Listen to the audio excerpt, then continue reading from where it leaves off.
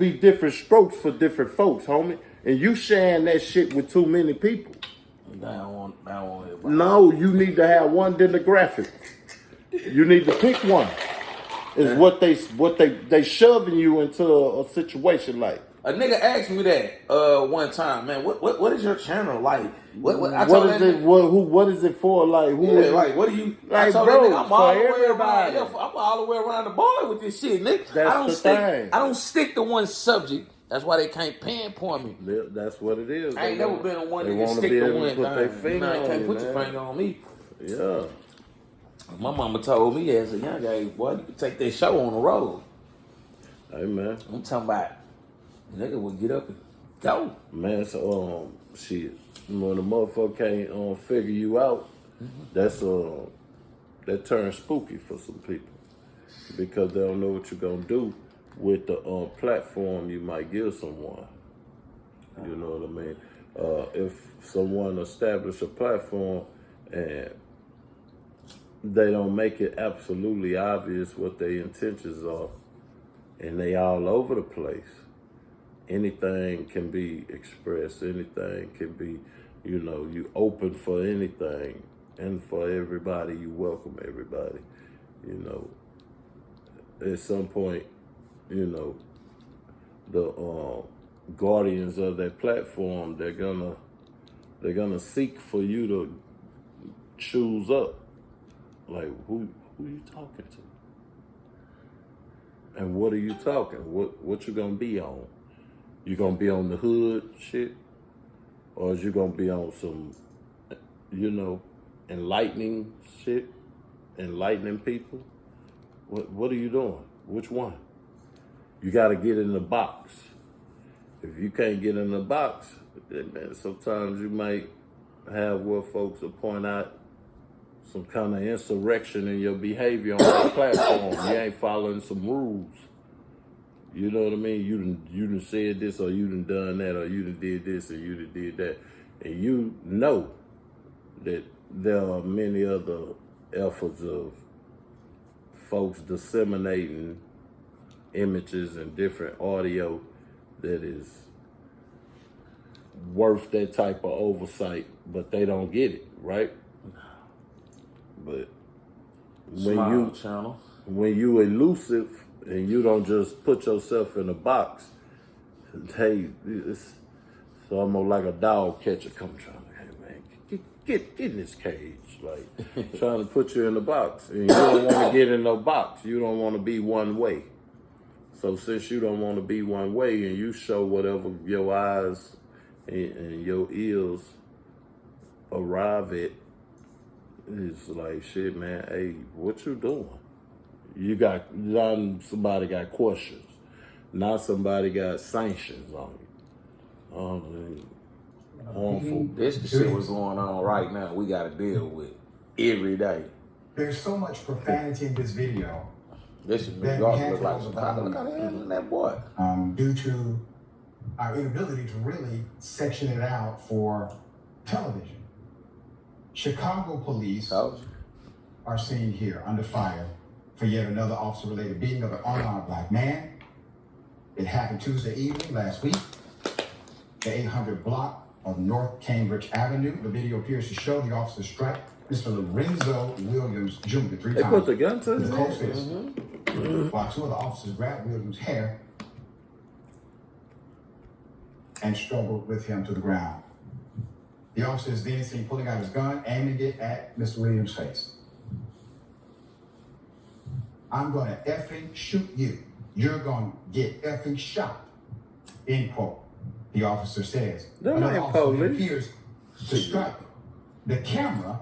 That's how New York and Chicago. But them not police though. Them narcotics detectives, whatever. They police, nigga. No. Yeah, police, nigga. They got a vest that say police on the back, man. Policemen, man. They not uniform. You know what I mean when I say they not police. They police. I'm saying more than what I'm saying. Man, I know what you're saying. All right, they got the badge out to get away with it. I ain't talking about that. I know, but what that badge say? I ain't talking about that. What the back of that jacket I say? ain't talking about that. We talking, you talking some other shit. They ain't never needed that to do this.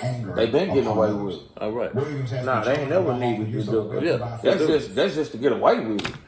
I get away with it at this day and time. But they never needed that to do this. But so that ain't what this is. This is not police doing this.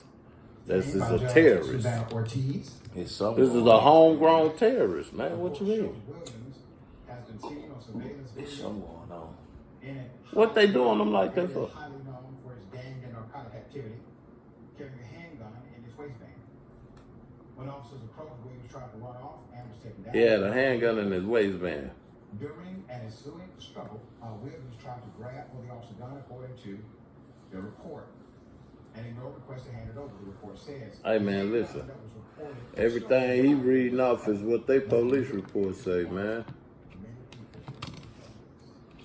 That's what they say. Look like they got a video footage. I don't see the man with no gun. I ain't see none of what he just articulated from the report. The man on the ground, they put a gun to his head. They were pulling his hair, punching him in his face.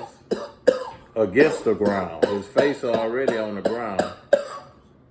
And they shoving their fists and knuckles upside his face while his face against the ground. That Cabrini Green. Projects. That's Chicago. There's always something going on. You saying they got Julio mama up there?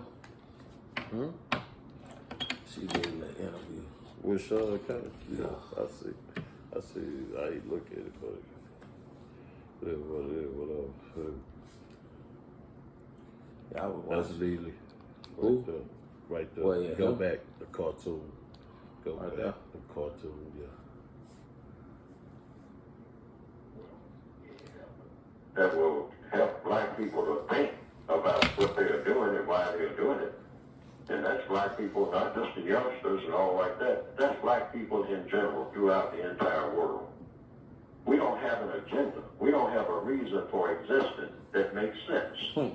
We don't have a culture that makes sense.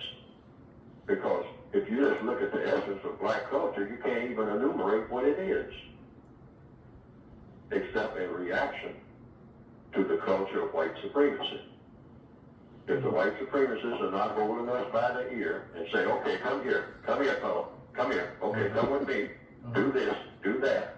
Okay, when you finish doing this, I got another project for you. Now, we make sense when they are orchestrating what we are doing. You know, come over here and operate this machine. Okay, enough of that. Come down here and drive this vehicle. Okay, all right, enough of that. Come over here and build this bridge. Okay, enough of that. All right, now I'm allowing you a little free time. See, once we get that free time, because, you know, the slave mentality is, hey, I'm not supposed to have free time. Somebody's supposed to be telling me what to do. So when I don't know, somebody's not telling me what to do every minute of my entire existence, I got no idea about what to do. I don't even know what I'm existing for. So then we fall into what we call the black culture stereotype, which is violence against black people. And when I say violence, I mean verbal violence. Listen to black people walking down the street on their cell phone. If you don't believe it, you think I'm making it up. Listen to black people walking down the street on their cell phone. I told them, you know it, and I told them, and that's both males and females. The female said, Keisha came over to my house and she come up with all that yes and started talking about this and whatnot. Because you know the and she came over there telling me about Vanessa, and Vanessa is my sister. And I don't allow nobody to say nothing about my sister. This is, you know, from the back of the bus, cell phone talk. All hostile. All hostile. Nothing pleasant. Not one word of civility out of all of it, wherever you find black people. Nothing being said that makes any sense at all. Nothing that is constructive in any way. And so we have to have a constructive culture. So the first step toward remedying that, black people shouldn't come in contact with each other at all under any circumstance unless they have a constructive agenda. That's the key. Bitch nigga, walk with a switch nigga. Why you switch nigga? Talk high pitch nigga. Get nigga. ain't lying. Niggas say they don't need that. Yes, it's to be expected. Unless they doing something constructive. We should understand, first of all, that we're programmed this way. Black people are toxic. All of us are toxic. We are loaded with poison because the system of white supremacy puts that poison in us even before we are born. And when we're born into the system of white supremacy. We're not born into a system of la-la land. We're born into the system of white supremacy. The system of white supremacy is designed for everyone, including black people themselves, to have a hostile position, a hostile thought toward anything dark, and particularly dark people. That's just the way the world is run.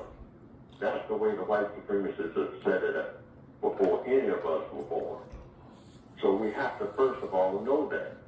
So we all carry that poison. It's in us. We're not aware of it. In one sense, you might say. I mean, then in another sense, we are aware of it, but we're in denial. But we have to admit that we always have this poison. And then we immediately should jump to, what do we do about it? Well, the first thing you do, you don't want poison to spread. That's just a part of physics, the laws of mathematics. If you got poison on hand, you don't want the poison to spread. How do you keep the poison from spreading? You make sure that every contact that every black person makes with every other black person has a plan beforehand to do something constructive. Do or say something constructive. Don't get on the cell phone and call anyone just to make conversation. Yeah. That's an old part of the what you might call black culture or people culture for that matter. With some people it works. With most people, particularly black people in the Northwestern Hemisphere, it's poisonous. It is deadly. You don't pick up that cell phone and call anyone else just to check. Hey girl, I haven't heard from you in a little while. What's going on? No, absolutely. That is poison. Poisonous. In other words, our minds are poison. The things we're getting ready to say to people is loaded with poison. The way that we look at people, the way that we see the world, loaded with poison. The poison was planted in us. So every time we make contact with anything, we just spread poison. Because we're loaded with poison. And if we are contacting other black people, they are loaded with poison and dynamite. And you're going to get an explosion unless you tailor and suppress that poison and tailor it in such a way that it's kind of shut it off to the side or it doesn't manifest itself. I mean, when we make these contacts. So I have it in the book, the textbook for victims of white supremacy. No contact, no conflict. If you minimize the contact, you minimize the conflict. Wow, for real. Black people themselves know, if you just stop and think about it for a few minutes. You ever notice how well you get along with somebody you haven't seen in 15 years? You said black people need to stay away from each other. Since you brought up black people in your last statement, why did you say that black people need to stay away from each other unless there's going to be some productivity? Yes, black people should stay away from each other because as victims of racism, the racists have filled our minds full of poison. So whenever we come in contact with each other, the poison immediately begins to spread.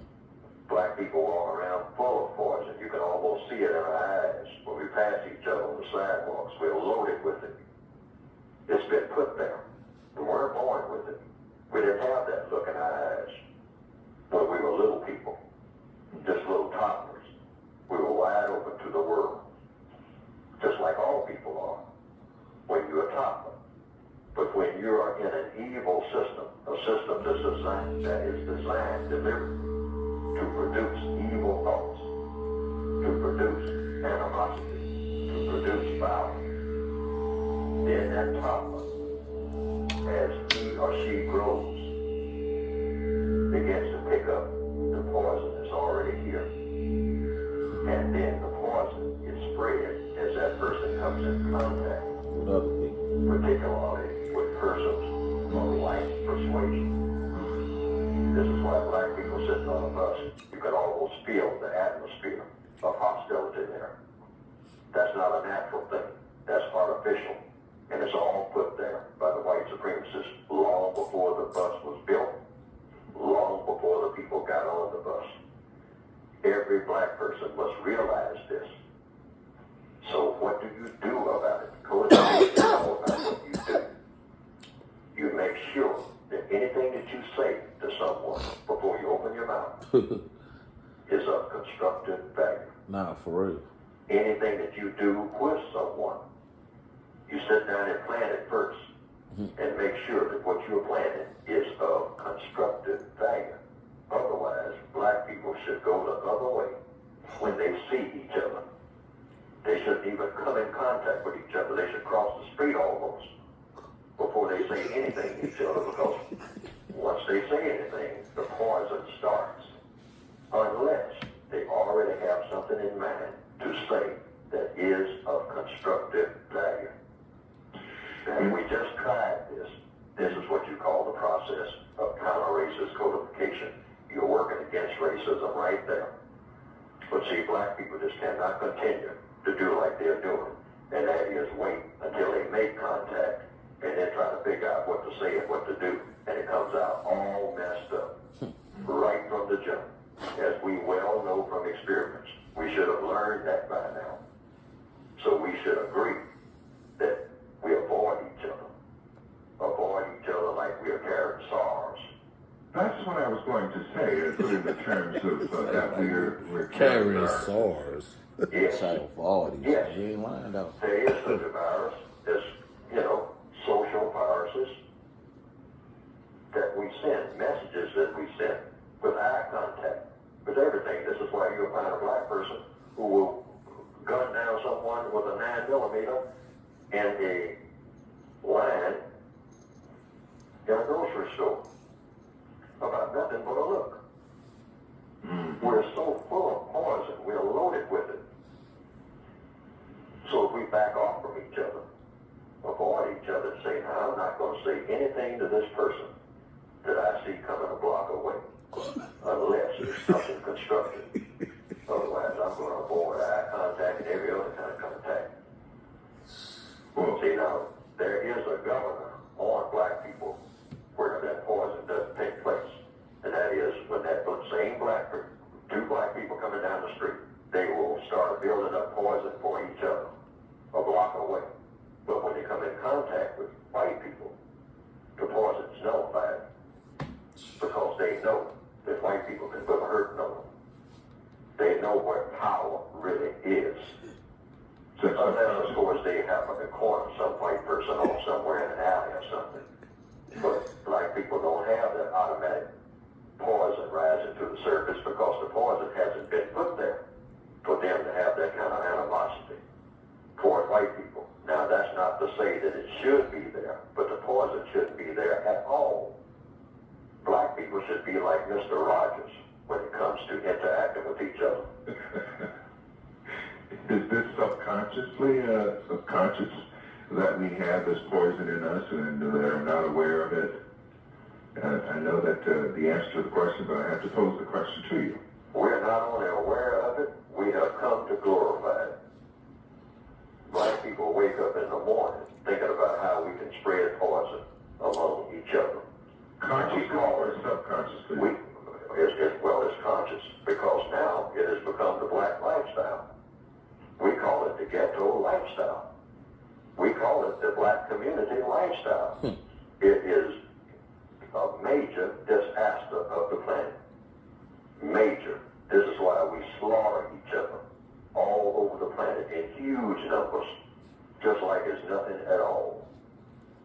It's nothing like the sound of the 9mm, one of Adolf Hitler's favorite cartridges. Hitler's been long dead, and he is reported to have not cared very much for black people. But one of the bullets that came out of World War II was a 9mm cartridge, and it is being used everywhere among black people and glorified as the principal instrument for spreading poison and making death among black people wherever they happen to be. The sound of the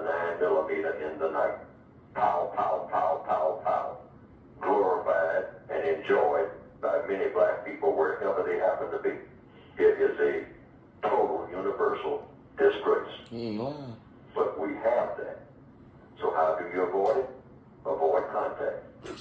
A bunch of black people get together, 10 of them, with no constructive agenda, always means something ugly. Always. No constructive agenda. Pre-planned in detail. The Million-Man March worked because it was pre-planned.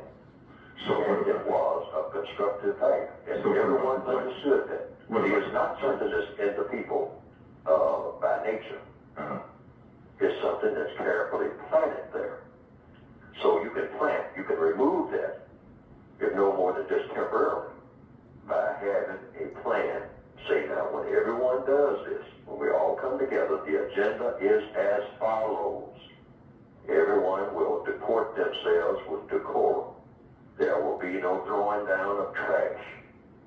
And if you happen to throw something down or see something that's been thrown down, pick it up and put it in a receptacle. Now see, this is a pre-plan. Now black people work very well. This is why the churches, for the most part, work. When black people come to church, they have a code. That's what I was going to ask you about the black So church. black people, well, when black people at least come to church, they at least have an agreement in advance. And we're going to kind of act like for a few hours we have some sense. Unlike the way we acted before we came in here. Even though when we leave here, we're going to revert to type. But for 2 or 3 hours, we're going to go according to the little code that we have set up about the way you conduct yourself during these services. And so that's just a little How they rest. go? Still recording. Yeah. What about religion? Yeah, let this go. Well, religion is nothing. Here again, you define what is a religion. It's a strong belief backed up by action. Okay. Now, the strongest religion on the planet is the religion of white supremacy. Now, a person might say, well, white supremacy is not a religion. Yes, it is. It's a strong belief backed up by action that has a God. Well, what is the God of a white supremacist? The God of a white supremacist is a white supremacist. They are their own gods. This is why they are very determined and very focused and very arrogant and very efficient. When they get ready to do anything, they have total confidence. And they do not take kindly to any images of a God that does not look exactly like them. They consider any other images as being inferior or non-existent. Okay. So everything that a white supremacist does reinforces white supremacy. They don't come around. They don't even come around black people unless they have that in mind. Or unless they have to. Unless they have to. Yes. And the only time they do, only time they show up anywhere, it has something to do with the muscle of white supremacy. Otherwise, they're not going to show. Even when they come in the guise of doing other things, as people who are called Indians will testify. They'll say that they come here again with the words, the forked tongue. And they're very efficient. But I don't want to spend all of the day just talking about what they do. A lot of people are familiar with that. And a lot of people may not be. But I also want to emphasize, what do you do? Like we have touched on some things. Yes. In every instance, meaning in every situation that you're in, there should be a prescribed way. That's the one thing that black people do not have, is a codified way of handling every situation. Not some, not guesswork, not shuffling and head scratching what to do or what to say, but precision work. That's the one thing that's missing.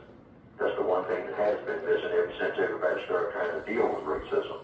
Now, some people have said they've seen some cartoons of my work on the internet that have been presented, and it pretty well embellishes what I have been trying to say in my textbooks.